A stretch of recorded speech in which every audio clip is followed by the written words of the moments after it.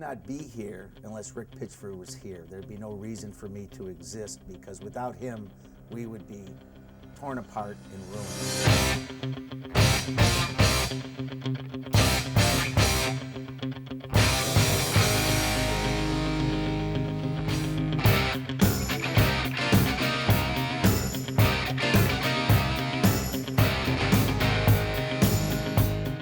Fuck.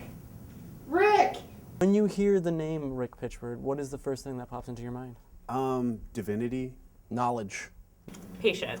Omniscient. Mysterious. How many times have I seen Rick? Yeah. Probably about like 24 times. 24? Yeah, roughly. Oh, good. He's helped me about twice. Just twice? Yeah.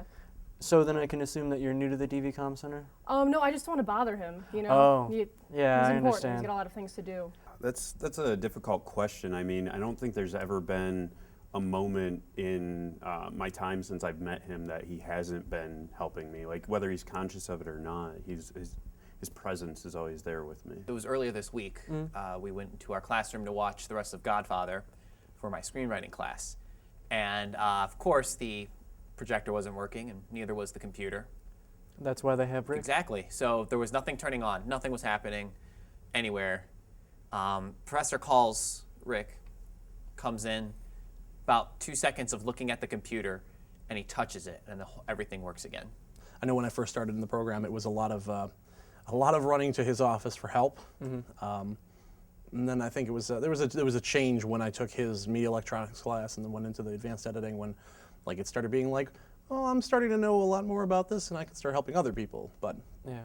I think a lot of that was still, you know, talking with him every day. Even if it wasn't like a specific project, I would ask him like, hey, did you hear about this piece of tech information, or did you hear about this thing that happened at CES? And we would share that. So Early in the semester, because he had reconfigured the projection booth, I would have a couple questions. Something wouldn't be working, so I call him. He walks in the room, he presses a button, presses the same button that I have just pressed, and it works. When Rick really becomes beneficial for me is when I'm having a media problem in 107 or 206, one of the classrooms. And traditionally, you know, in my other universities and other occupations, I would simply just have to improvise or move on to a different topic. However, here at Cleveland State University, because of Rick, I simply make a quick phone call and he's up there within minutes. He's really, really beneficial for the students and for the teachers. In your childhood, when did you realize you had the innate gift for solving every problem ever? It's something you really don't realize you have. It just seems normal that if you walk over to something and lay hands on it, it begins to work. Do you ever think he gets tired of helping those students? Does he ever complain to you? Or? oh no. Yeah, I think he is nothing but tired of helping students. Always. I do it anyway, but I'm always sick of it. When you are helping the students, at what point would you say you start mentally beating them with a keyboard over the head? As I'm approaching. How important do you think Rick is to the communication program here at CSU? It would not be in existence in our area. And what people don't also realize, he also fixes all the computers upstairs and deals with a lot more than just our area. And then he does it by himself, is unique on campus. You'll find 3 to 4 people have to do what he does. And he does it without complaint and does it with grace and dignity and just makes it all work. It wouldn't work without him, and everyone knows that. You can ask people that are not from our area that work upstairs. If Rick Pitchford does not walk by a room, it will not work. Rick is an indispensable tool that it's kind of that safety net that I know is always there. I don't see him necessarily on a daily basis, but that's the beauty. Whenever I do need him, he's always there. A lot of students also say that he has a magical cloak of solutions. I just need to know, since you work behind the scenes, does that exist? I'm starting to believe it does, because I've seen him do it, and on occasion I can pull it off too, which is amazing. I think I've gleaned a little bit of his aura, where I'll walk into a room and someone says, I can't make this work, and I'll click one keystroke and it'll work, and they'll be like, how do you do that? I said, well, Rick taught me. He just has this aura. You know, they say we emanate, you know, energy from our bodies, colors and stuff. Well, he has colors, but he has vibe, but he has problem-solving tendencies within his aura. It's an aura. You come in, you intimidate the equipment, and it behaves. It might be an aura. I call it a superpower. He's got the strong arms. Yeah, he uses those arms to cradle students' dreams. Yeah, or destroy them. Have you ever used this incredible gift for evil? No, that would be against the code. What do you think Rick does on his downtime when he's not here? Oh, I know he's a sports fan. Yeah? That's one thing I know. I don't know he's following anyone right now. I think he's waiting for the baseball season to start up. I don't know. He studies. I mean, maybe he doesn't study. I don't know. I think he just surrounds himself with technology and watches TED Talks, you know? He probably fixes a lot of minor problems, something that students do not know how to fix. Like a peanut butter sandwich. Yeah, so like he would call them on their lunch break, and he would be like, Rick, dude, I can't make this peanut butter sandwich. And he would come in, and he'd make the peanut butter sandwich and also project their PowerPoint on the wall. That they didn't even know they had completed. Exactly.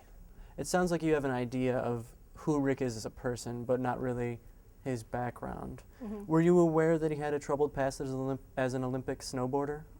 I've heard rumors in the past, but he didn't really seem much of a snowboarder, Yeah. more of like a curler. Were you aware that he had a punk band? No, but I could see it. Yeah, the name of it's Rick and the Pitchforks. Oh, nice. Yeah, like a actually, play on no, tuning I fork. think I've heard some of their stuff. Yeah? One of my friends, he actually works at a local label, and I mean, the band was too good for that label, but he definitely had some of the tracks from it. There was a great one called Avidly Yours. Yeah, Rick and the Pitchforks. Yeah, Love them. that- Got their EPs. Really? Great stuff. Yeah, I almost broke a leg at a concert. when he played Oh, it. that's incredible. I did not know that. Wonderful.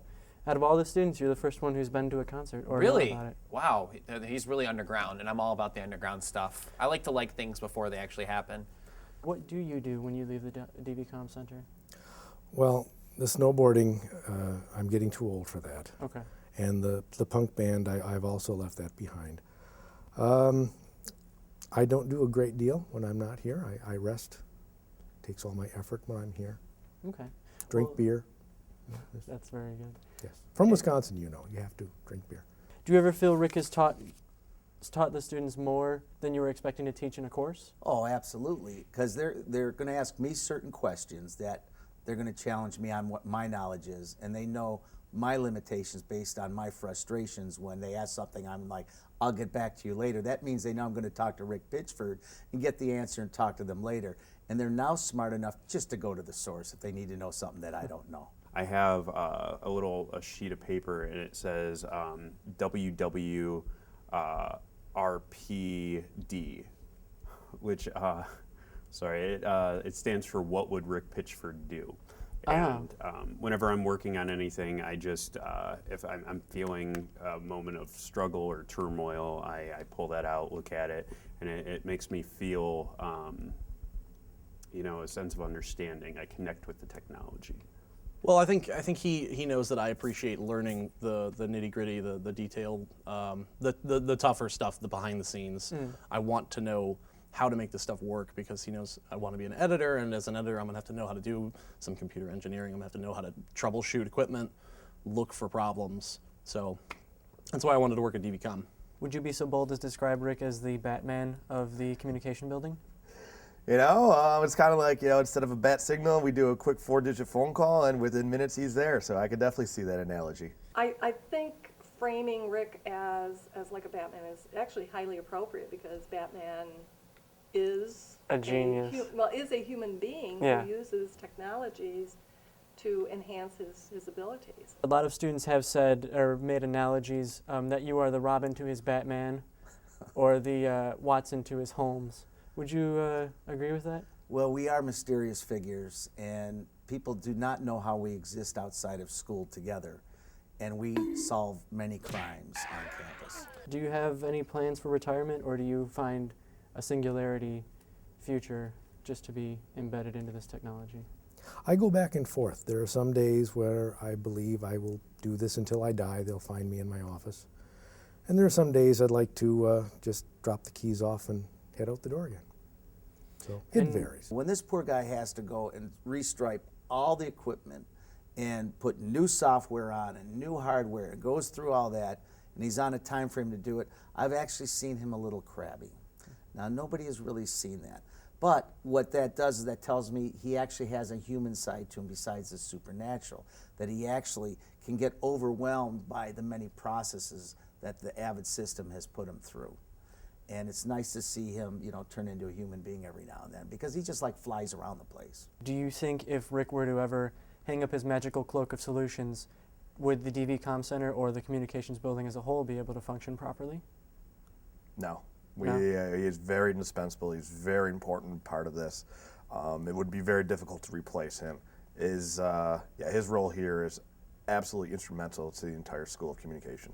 If Rick is not in the DV Comm Center, we'll have to change its name. The big problem is Rick literally does the job of 2 people, maybe 3 people, and he's been doing this for years. The university has gotten used to this, and the university uses him in that regard. And they've had no foresight to train an assistant and to do a knowledge transfer. So if Rick were to decide to leave at some point and this knowledge transfer has not taken place, then the facility would have to shut down. If you could say one thing to Rick right now, what would it be? I hope you never leave. I hope that if you do leave, or if you pass something awful happens, I really hope that you have invented singularity at the time, and he just downloads his subconscious into Cleveland State, and he becomes Cleveland State. Just artificial intelligence. I would say thanks. I mean, if I'm speaking to him directly, I'd be like, thank you, Rick, for being there, being a source of inspiration and helping me achieve what I would otherwise not have been able to do. Finally, do you have any advice for incoming freshmen into any communication major that may utilize the DV Comm Center? Don't break it. Oh, let's go. You've been referred to by many as a silver fox, but in the presence of Rick, do you ever feel less of a silver fox, perhaps a bronze fox? I'm not going to give him that much credit. I like to consider him the second most interesting man on campus, and I'm the first most interesting man on campus. You do have a resemblance to the Dos Equis man, so I could see that. John Bond? Fuck you. Fuck you, Bond.